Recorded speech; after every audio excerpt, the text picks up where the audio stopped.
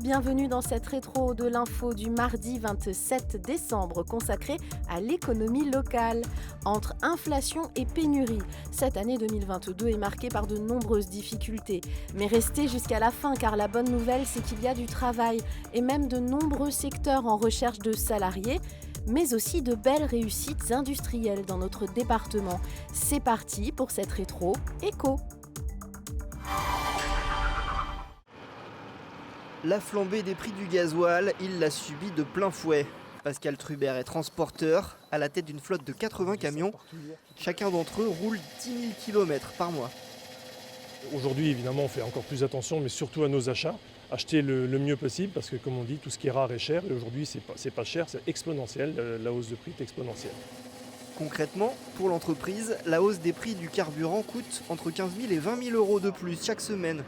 Une situation inédite et imprévisible qui, à long terme, pourrait impacter jusqu'à la survie de l'entreprise. Ce mercredi, justement, le Premier ministre Jean Castex a annoncé qu'un complément d'aide sera proposé après une concertation avec les acteurs de la filière. Par ailleurs, le remboursement de la TICPE, la taxe intérieure de consommation sur les produits énergétiques, sera accéléré pour les transporteurs.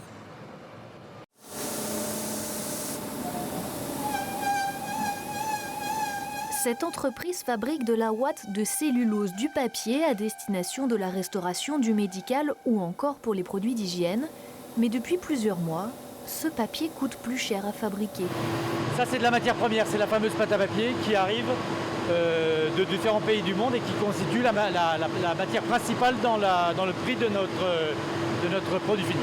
Et malheureusement, l'impact est de 6 millions sur nos prix d'achat, puisque le prix d'achat de matière première a été doublé par 2. C'est une institution du Mans. Au bar Le Lézard, le café était à 1 € et ce depuis 20 ans. Pour la première fois, le patron a dû l'augmenter de 20 centimes.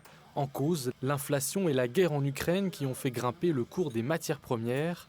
Et tous les commerces alimentaires sont impactés. Ce boulanger, par exemple, a été contraint d'augmenter ses produits de 10 centimes. Depuis quelques semaines, la farine, l'huile ou le beurre s'achètent à prix d'or. C'est un beurre qu'il y a 4-5 ans, on achetait autour de 5 € le kilo. Et là, je l'achète à 9 € le kilo. 400 € la tonne de blé aujourd'hui, contre 170 € il y a 18 mois. Toutes les productions alimentaires utilisant des céréales sont déjà concernées par une hausse des prix à la caisse. La guerre en Ukraine, le grenier de l'Europe accentue cette crise. Mais pour le patron des fermiers de Loué, le problème était antérieur. Je pense qu'une partie de la hausse des matières premières provient globalement d'une spéculation qui dépasse très largement le coût de production.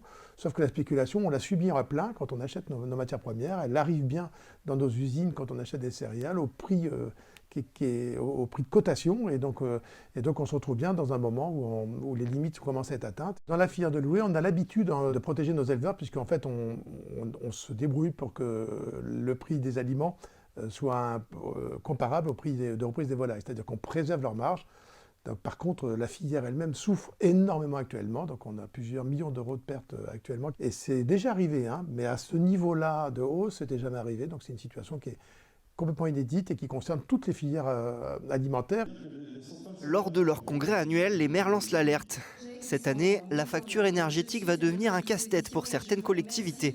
Sur l'énergie particulièrement, c'est autour de entre 150 000 et 200 000 €. Mais si on prend la totalité des augmentations en y ajoutant l'alimentation ainsi que les mesures gouvernementales sur les personnels, qui sont d'ailleurs justifiées, c'est 600 000 € sur un budget de 17 millions. Donc effectivement, c'est très très important. Alors, beaucoup d'élus cherchent à faire des économies. Le maire de Cure veut restreindre les activités dans sa salle polyvalente pour réduire la facture d'électricité. La question que je vais poser à mon conseil municipal très prochainement, c'est-à-dire dans 8 jours, c'est est-ce qu'on peut maintenir un certain nombre d'activités dans ce bâtiment, des activités qui servent à la population, compte tenu de l'explosion des coûts, alors que la commune est une commune particulièrement pauvre, elle n'a aucune marge de manœuvre, ça fait bien longtemps qu'on fait toutes les économies possibles et imaginables.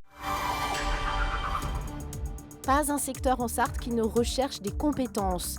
Et les entreprises doivent parfois redoubler d'imagination pour attirer les talents. Ces affiches sur les devantures de restaurants sont courantes. Des recrutements compliqués en prévision des 24 heures du Mans et de la saison estivale. Au Capitole, 2 postes sont encore à pourvoir. Là, de se dire qu'on va avoir plein de clients parce que plein de gens ont envie de sortir, de retrouver leurs petites habitudes, etc. Et puis ça y est, les touristes étrangers vont revenir aussi. Là, de se dire qu'en fait, on n'a pas de personnel pour, franchement, ça fout les boules, excusez-moi de l'expression, mais c'est exactement ça. Dans cette boucherie traditionnelle à Changé, 8 des 28 salariés sont apprentis. Parmi eux, Alexandre, à 31 ans, il s'est reconverti. Après 10 ans dans l'informatique, il a lâché son clavier pour les couteaux. C'est un peu à la mode, mais avoir un métier qui a un petit peu plus de sens. Moi, j'étais dans l'informatique, je trouvais que on se demande un petit peu ce qu'on fait quand on se lève le matin. Là, aujourd'hui, je sais que, je le vois directement avec les clients. Là, on voit que des gens qui sont souriants toute la journée, ça change. Ici, Alexandre aiguise ses connaissances vues à l'école et tout y passe, de la découpe à la vente. Et si vous deveniez conducteur de transport scolaire? C'est le moment, car les emplois ne manquent pas. C'est même plutôt les candidats qui manquent. 60 postes sont à pourvoir en Sarthe. Il y a 16 ans, Corinne a sauté le pas. Je voulais changer, faire autre chose, et je me suis dirigée vers les cars. Et donc c'est pour ça que maintenant je travaille depuis 16 ans en transport scolaire et que j'y trouve mon compte. Ça me laisse du temps dans la journée. Je fais une ligne le matin en scolaire, le soir pour les ramener chez eux, les enfants. Et puis toutes les vacances scolaires, on est chez nous. Et ensuite, vous allez pouvoir souffler. Donc il faut mettre un peu de pression. Déjà, on a choisi une couleur. Après, on a chauffé le verre et on a soufflé dedans. Et après, on l'a mis dans un four. Dit comme cela, ça a l'air facile. Ce samedi, Sani et Ismaël ont fabriqué des boules de Noël en verre. Mais c'est bien plus qu'une simple activité pour le patron de la soufflerie. Et hop, ça gonfle tout seul. Le but aussi, c'est de pouvoir transmettre. Ouais, c'est un métier qui se transmettait avant que de père en fils. Ça s'est un petit peu perdu, on va dire tout ça. Donc, moi, je ne suis pas de famille verrière et j'aime bien transmettre. Aussi, j'aimerais bien aussi que ça continue aussi par la suite. Donc, le fait d'organiser aussi des stages, ça me permet de voir certaines pépites parfois.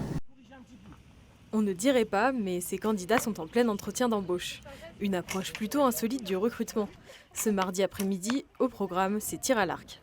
Une première pour l'agence leader intérim de Sablé-sur-Sarthe, à l'initiative de l'événement.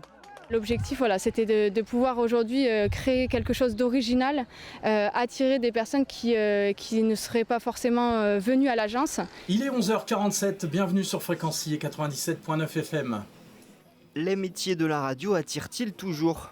Dans cette structure associative, la question se pose.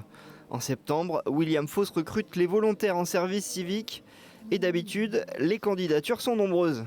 Mais cette année, pas de candidats. 2 personnes en moins, oui, ça se voit quand même, puisqu'il y a des petites capsules de météo, des choses comme ça qu'on leur fait faire, de l'aide, un soutien pour les événements. C'est assez important sur les choses qui sont assez longues à préparer et contacter les gens. Ni stagiaire ni salarié, le volontaire en service civique a un statut à part entière. Un contrat de 8 mois d'au moins 24 heures hebdomadaires indemnisé 600 € et qui sert souvent de tremplin pour des jeunes âgés de 16 à 25 ans.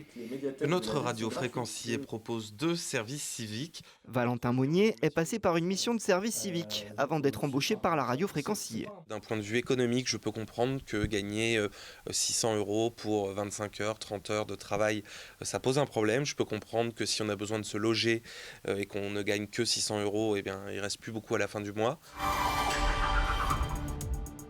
Retour enfin sur quelques exemples d'industries qui tirent leur épingle du jeu. Malgré les crises successives et les difficultés, elles sont les forces vives de nos territoires. Cette entreprise qui tourne à plein régime a pourtant bien failli disparaître. Début 2019, son propriétaire, le groupe américain T-Connectivity, annonçait des délocalisations. L'ensemble des activités établies à Allonne devait être transféré en Pologne et aux États-Unis. Finalement, c'est un ancien salarié qui s'est porté repreneur et a sauvé l'entreprise. On a un savoir-faire sur ce site de développement de connecteurs de puissance qui, pour notamment les milieux sous-marins, qui est unique en tous les cas en France, voire en Europe. Et donc, à la fois du bureau d'études jusqu'en industrialisation, jusqu'en production, il y a un vrai savoir-faire très très précis qu'il était important de conserver. L'entreprise qui s'appelait CKB est maintenant devenue SCM, pour Système et Connectique du Mans. 40% des personnes alors en CDI ont pu garder leur emploi. Ici, dans quelques mois, plus de 840 millions de gants à usage unique seront produits par Call Me Open, un groupe aujourd'hui basé à Saint-Barthélemy d'Anjou, dans le Maine-et-Loire, et qui produit des masques chirurgicaux depuis plus de 50 ans. L'entreprise ouvre l'usine Meinekir dans une partie des anciens locaux d'Arjowiggins, un soulagement pour le maire de Bessay-sur-Bray après des mois de friche industrielle. Nous, on n'a jamais douté de Meinekir, parce que chaque fois, quand j'ai rencontré M. Liez, tout de suite, il a été franc et honnête et il a indiqué quel était son projet. Et puis, on voyait que c'était quand même quelque chose d'abouti. Alors, là, on peut remercier au moins la pandémie, parce que c'est grâce à ça qu'on a pu récupérer cette entreprise, puisqu'on sait que les produits qui vont être fabriqués à Bessay ne le sont actuellement qu'en Malaisie. L'entreprise recherche activement une trentaine de personnes sur des postes de techniciens de maintenance. À terme, plus de 200 salariés pourraient travailler sur le site. Cette ligne est dédiée à la nouvelle Renault électrique, la Mégane E-Tech. L'usine produit les disques de frein ainsi que le berceau avant et le train arrière du véhicule.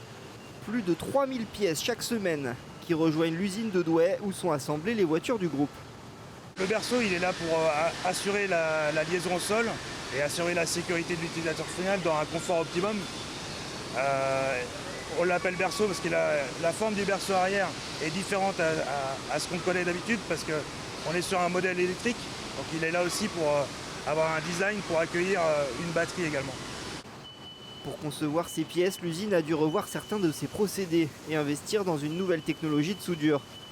Aujourd'hui, la production est relancée à plein régime après des mois d'intermittence liés à la pénurie des composants électroniques. Renault appelle ça le plan Boost. L'idée, rattraper tout le retard de production. On a un gros plan d'activité qui nous arrive sur le second semestre. On va justement recruter 200 intérimaires dans tous nos métiers de conduite d'installation, fonderie, emboutissage et assemblage pour suivre ce plan de montée en cadence et pouvoir justement satisfaire nos clients finaux en livrant des véhicules en temps et en heure, puisque nos carnets de commandes sont pleins et on se doit d'accompagner et de restituer tous ces véhicules le plus rapidement possible.